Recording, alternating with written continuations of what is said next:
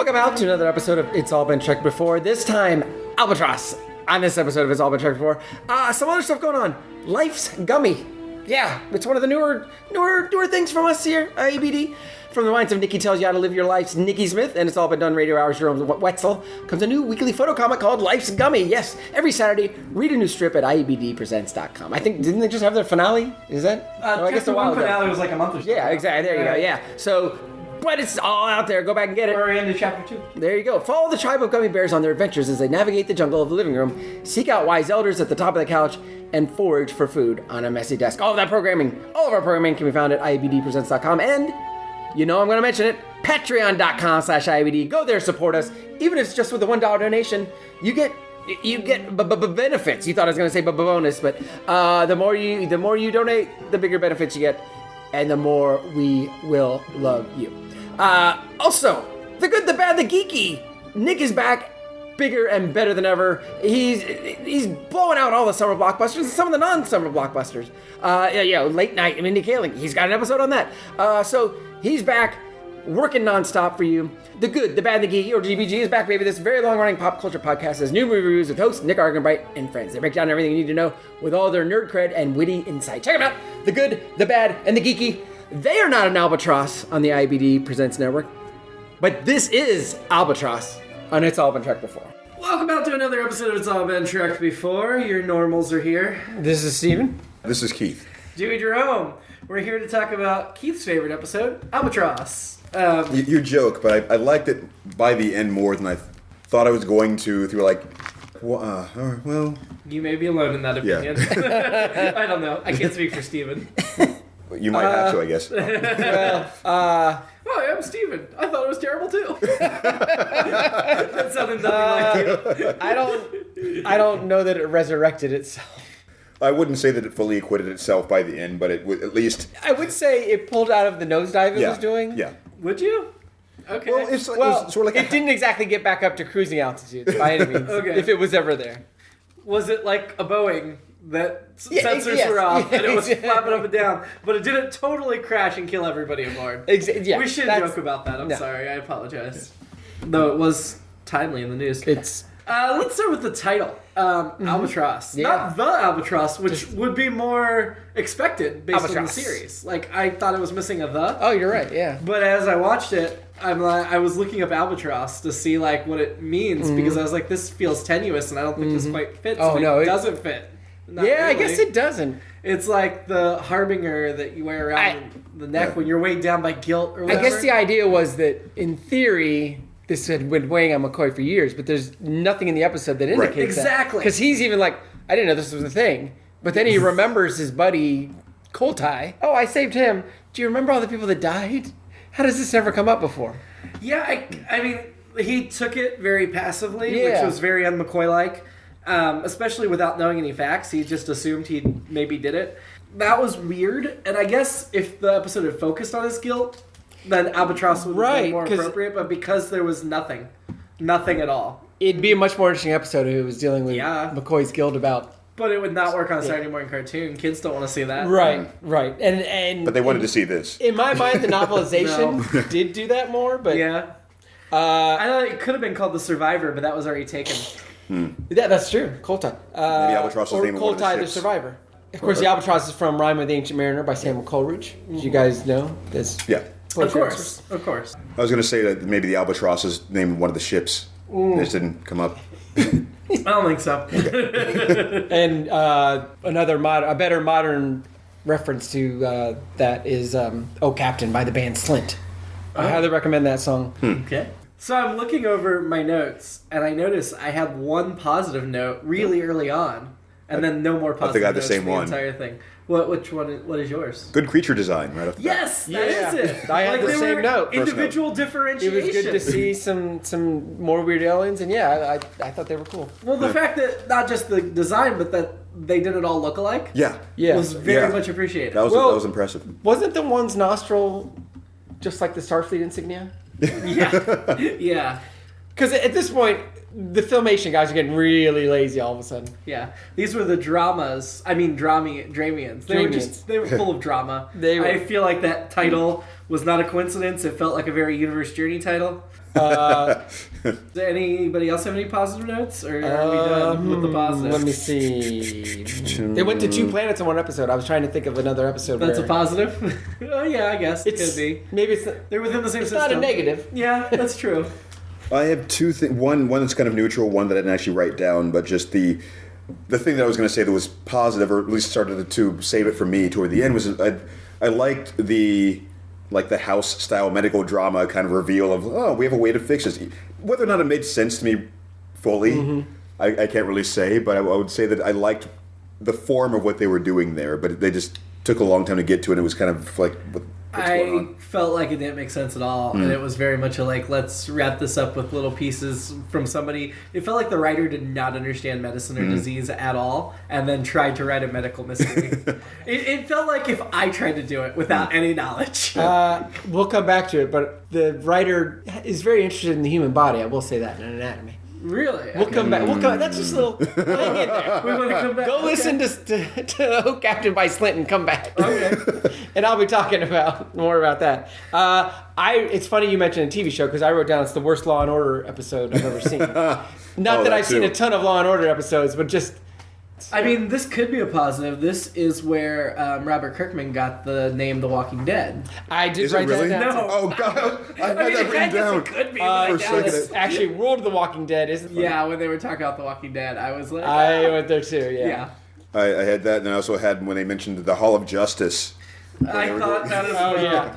Superman and Wonder Woman were not there to help. That would have been useful.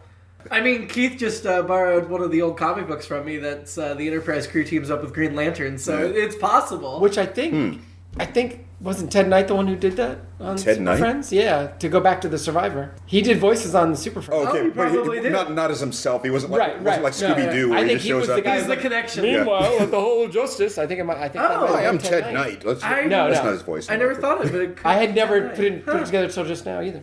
It could be. I could be wrong, but I don't know. Anyway, getting at the world of The Walking Dead, but since we're there, Sure. I guess the reference is they were saying that now, I guess, were they in a different planet? Or a different part of the Dreamia planet? 2. Oh, okay. Yes. I guess the entire place had just been ravaged by this plague. And he said it's now the world of The Walking Dead.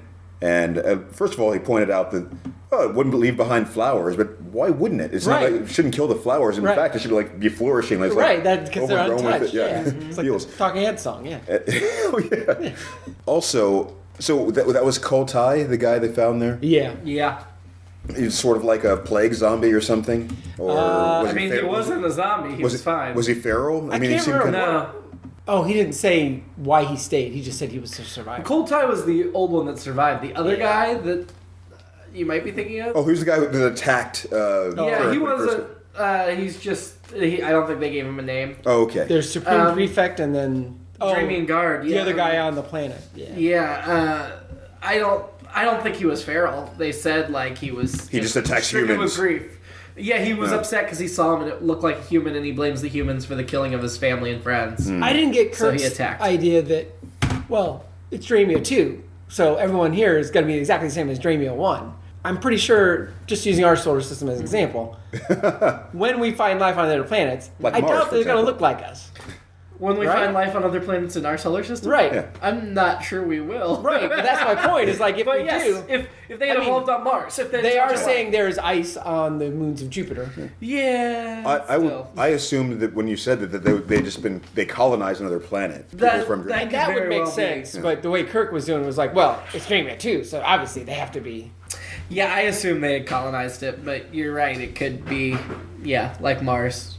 And then the whole argument when they're like, "Hey, we're Dremia 1, you're Dremia 2," and they're like, "Wait, why are you gonna be 1? Yeah. We want to be 1." And that was the whole. Exactly, yeah. I thought you were 2 and we were 1. Well, we discovered you, therefore you're two. Well, my alternate episode is a takeoff Third of base. Wrath of Khan, where they go to Dremia 2, but it was Dremia the whole time. Well, that's perfect because I thought his refugee outfit looked like the guys in. I was going to say that.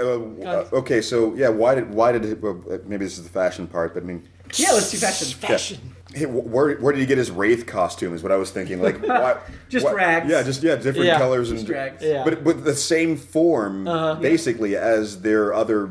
So maybe they wear a uniform that's just worn down over the years, and he hasn't got a new one. That would be my different guess. color, I guess. I do think their uniforms were too close to their skin color. It just didn't work all that well for them. Yeah, I think that's fair. I think you don't want a color that washes you out.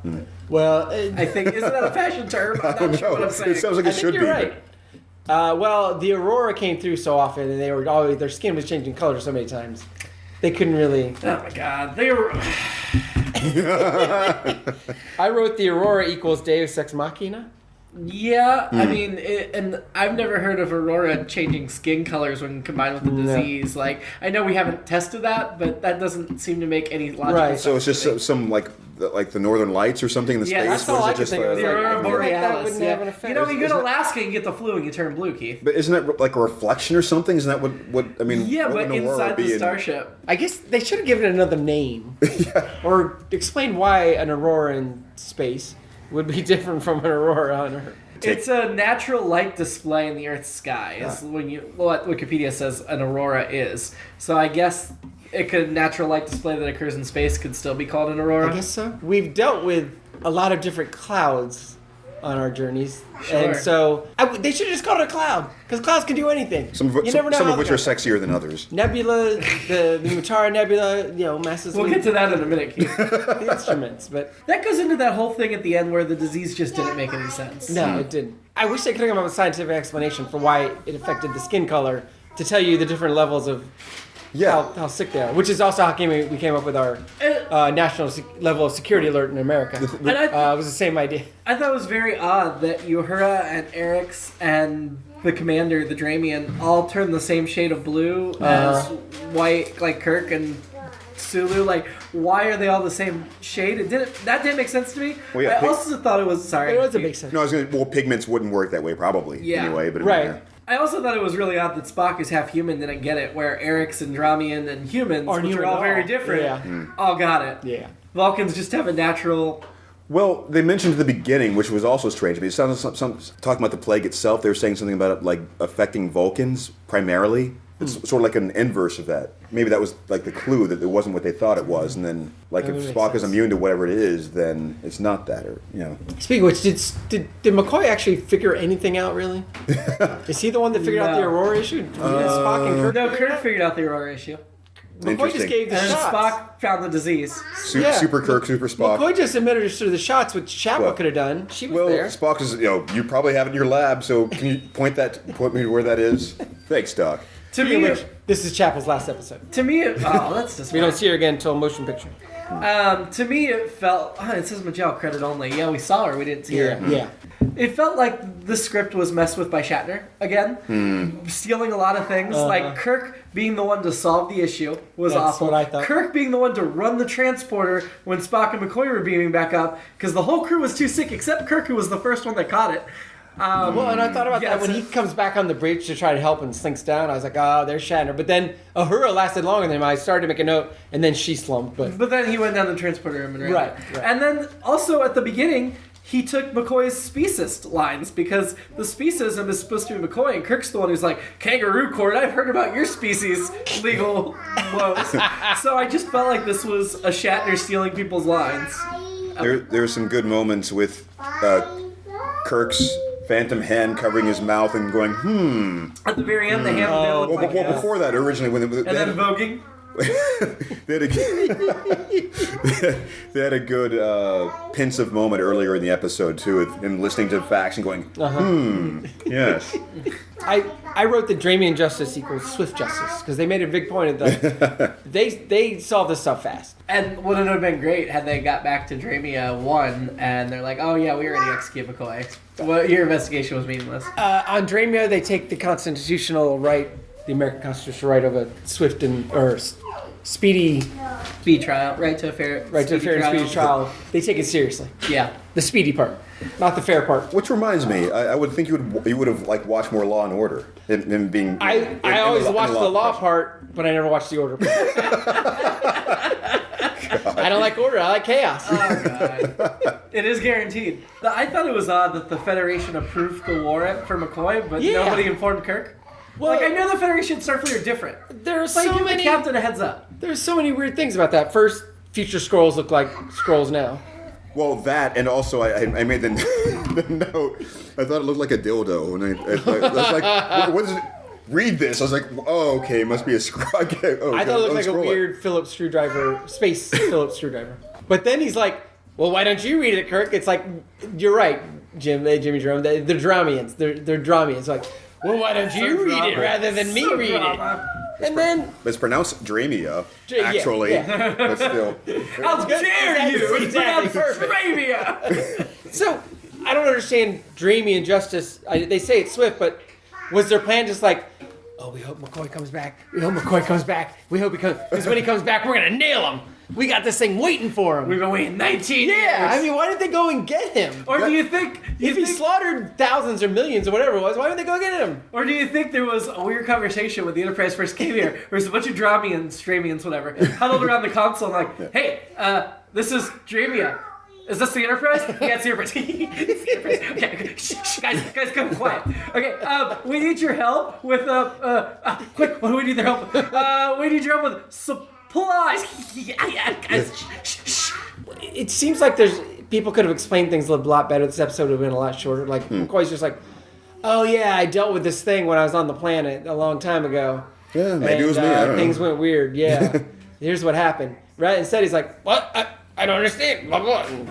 Didn't we talk about recently that McCoy didn't join Starfleet till later in life? Yes. And there's this whole thing of he's been there 19 years ago? Yeah, and I read a thing where it was, I did read some on that, and they were like, yeah, this kind of screws everything up. It kind of makes everything. Or maybe he wasn't Starfleet when he came before. Maybe it was Doctors Without Planets. That's what I thought when he first said that, true, actually. Yeah, that's true. Doctors Without Neutral Zones, yep. Something like that. I just wanted him to say... I think when Spock's like telling him you have to cure the crew. I'm a doctor, not a doc. Well, no, wait, I am a doctor. Yeah, okay, right sure. there. But just the way he started off with that cadence. I'm a doctor.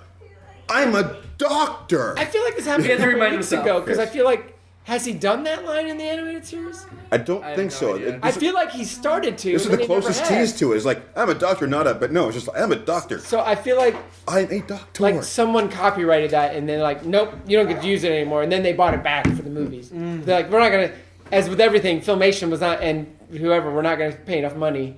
You'd rather Barry put an extra copyright on it? Yeah, Probably. exactly, yeah. Oh, we should have mentioned during the fashion, there was that shot of McCoy in the gold uniform tunic. Oh. Yes. In the transporter. Speaking of the many mistakes in this episode. Many mistakes. We got that stupid planet effect again. Where it's Yeah. not really a planet rotating, it's just like a hole cut and something moving past it. Yeah. Yeah. Same effect as before, different color. And I think the other voices of this episode that weren't Doohan were the I was going to ask about that. either Lou Scheimer or Lou Prescott. Scheimer is Yeah. credited as a Dramian guard. One of The the- Dramian commander's not on IMDb listed. Yeah. I like their voices. I mean, they're just, Yeah, they're fun. Good Yeah, guys actually, their voices are better than Doohan's, actually. Well, Doohan was the Supreme Prefect and yeah. Cold Tie, Yeah. of course. Well, because they weren't trying to do alien voices. They were just Right, they were being just talking, voiced. yeah. Lou Schreiber is primarily a producer, not Yeah. a voice actor.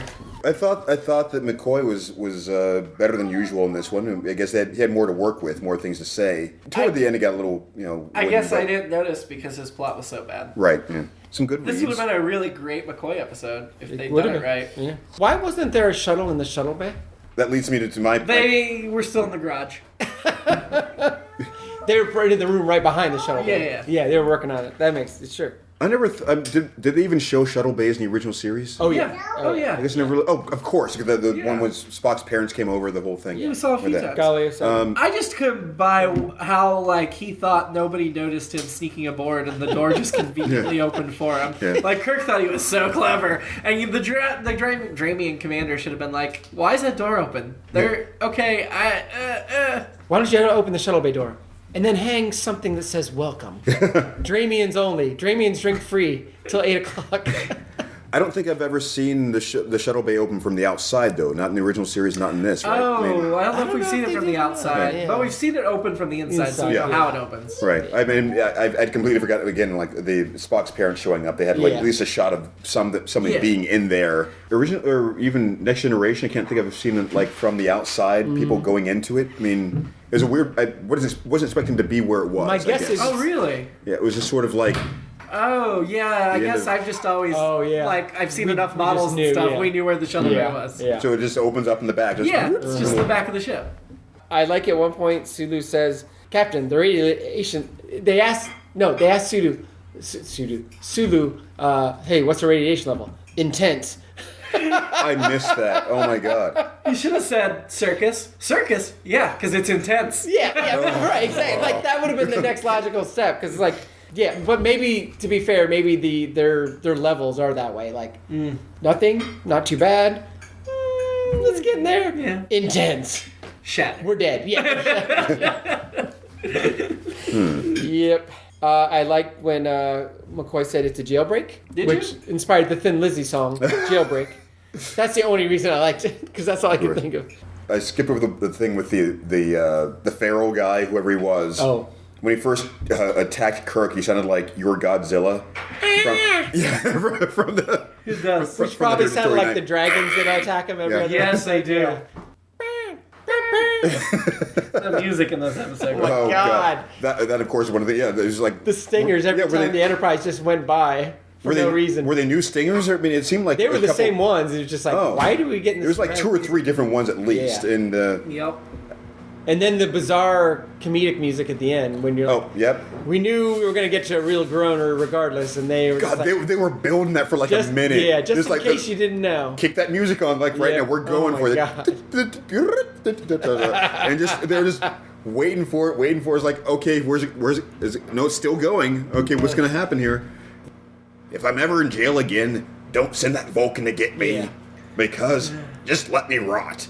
And then I think Kirk had it, wasn't it? Like the final thing where he got to put his head in his hand. His disembodied hand. So wait, did he deliver the line and then kept laughing at his own line? He started laughing, then he said something. And it was so funny he had to grab somebody else's hand and put it in front I've already of his forgotten his line. It's like he did the, oh, Dios mío.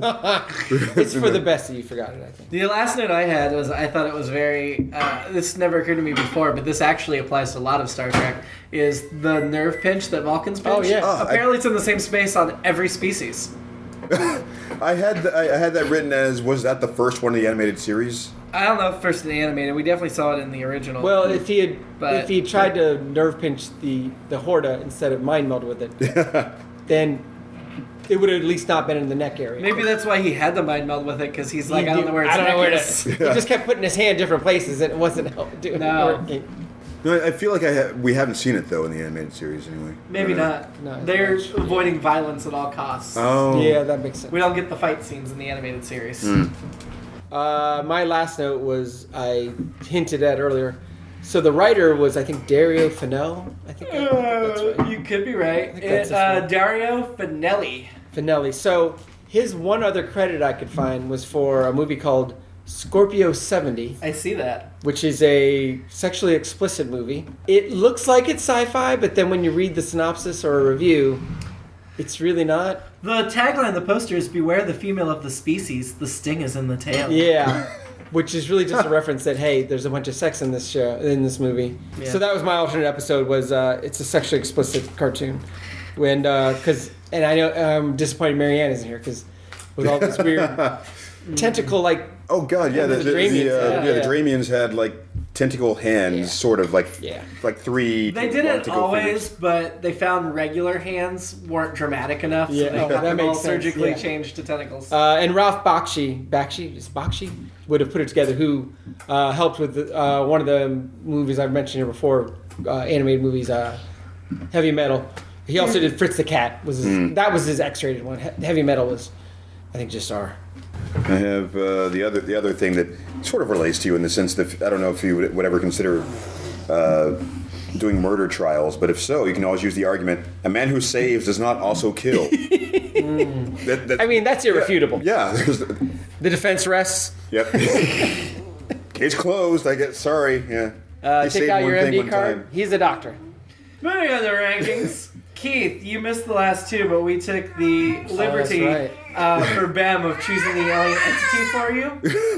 Because it was a cloud creature. Oh, I haven't caught up with those two yet for some reason. Yeah. You were under sick crewwoman, but we took the liberty, like I said, of changing it to the cloud creature. No, I have to watch it. And I also had chosen the cloud creature, and still the cloud creature. As much as I hate spoilers, I have to wonder. Bim, so that wasn't Bug-Eyed Monster? Was that? No. It was. It was inspired by that, I should say. But yeah, that wasn't mentioned in the episode or anything.